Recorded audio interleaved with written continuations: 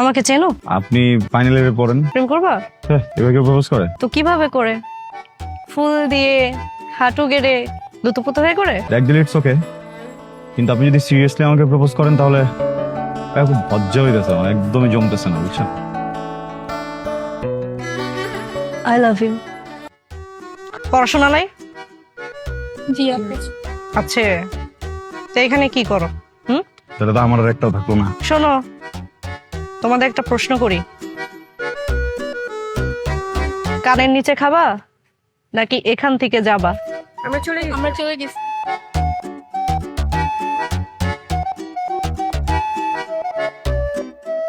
বাচ্চাটা লাগে। এই এদিকে।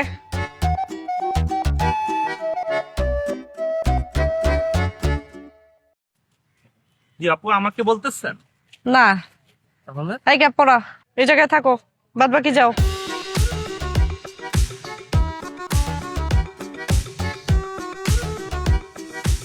এই, তোমার বাসার কি আয়না ভেঙে গেছে?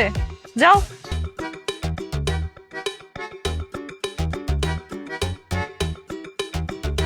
আমাকে চেনো? জি চিনি। কিভাবে?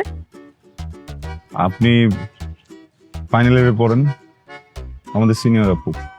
ফাইনাল ইয়ারে পড়ি সেটা ঠিক আছে, বাট যে সিনিয়র এটা ভুল। ফেলটেল করি নাই তো, তাড়াতাড়ি উঠে গেছি। প্রেম করবা? সরি? কি আনসার দাও না কেন? প্রেম করবা? হ্যাঁ, এবার কেউ প্রপোজ করে? তো কিভাবে করে? ফুল দিয়ে, হাঁটু গেড়ে, দুটো হয়ে করে? দেখেন, আমার কেন যেন মনে হচ্ছে আপনি আমাকে র্যাক দেওয়ার ধান্দায় আছেন। র্যাক দিলে ইটস ওকে, কিন্তু আপনি যদি সিরিয়াসলি আমাকে প্রপোজ করেন তাহলে খুব লজ্জা হইতেছে, আমার একদমই জমতেছে না, বুঝছেন? প্রেমটা না জন্মগত একটা খ্যাত বিষয়। মানে ফোন আপডেট হয়ে যায়, মানুষ আপডেট হয়ে যায়, মানুষের লুকস আপডেট হয়ে যায়, হ্যাঁ সফটওয়্যার আপডেট হয়ে যায়, প্রেম আপডেট হয় না। একদম শুরুতে প্রেম যেরকম ছিল, প্রেম এখনো সেরকম, ওই হাঁটু গেড়ে বসে লুতুপুতু করে বলা আই লাভ ইউ, ওইটাই। হ্যাঁ, তো এটা চেঞ্জ করলে না প্রেমের আসলে ভিত্তি থাকে না, খ্যাত প্রেমই ভালো।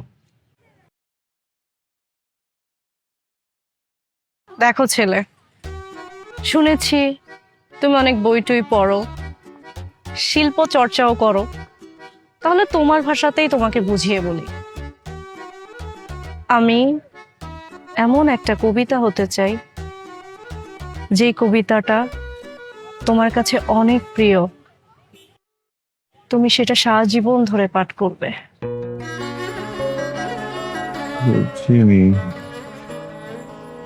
বুঝিয়ে দিচ্ছি।